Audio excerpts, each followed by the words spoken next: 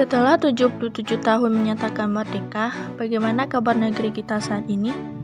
Apakah kita perlu berbangga karena telah maju? Kemiskinan masih jelas menyelimuti, namun kabar baiknya, pertumbuhan ekonomi juga masih terjadi.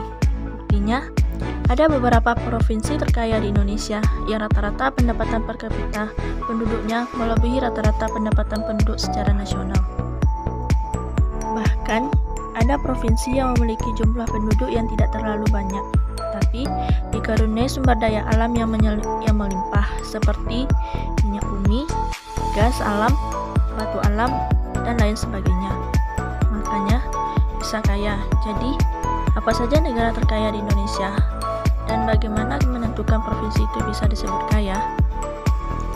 Nah, pertama, kamu harus tahu tentang PDRB alias Produk Domestik Regional Bruto, yaitu pendapatan rata-rata penduduk yang didapat dari hasil bagi antara PDRB dengan populasi di suatu wilayah pada tahun tertentu.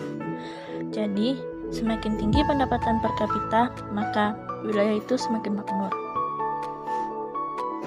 Nah, ada beberapa faktor yang mempengaruhi pertumbuhan PDRB di Indonesia, mulai dari pendapatan asli daerah, lalu ada dana alokasi umum, dana bagi hasil penanaman modal asing, penanaman modal dalam negeri, hingga pengeluaran pemerintah daerah dan tenaga kerja. Oh iya, data ini sewaktu-waktu dapat berubah sesuai dengan data statistik. Nah, sekarang kita akan beralih ke 10 provinsi terkaya di Indonesia, yang salah satunya adalah Sulawesi Selatan. Sulawesi Selatan merupakan kampungnya mantan Wakil Presiden Yusuf Kala dan Presiden B.J. Habibie. Jadi, PDRB provinsi yang saat ini dipimpin oleh Gubernur Andi Sulaiman mencapai 59,65 juta pada tahun 2021 lalu. Sebenarnya, tidak begitu heran, Sulawesi Selatan dijuluki sebagai pintu masuk di kawasan pintu timur di Indonesia.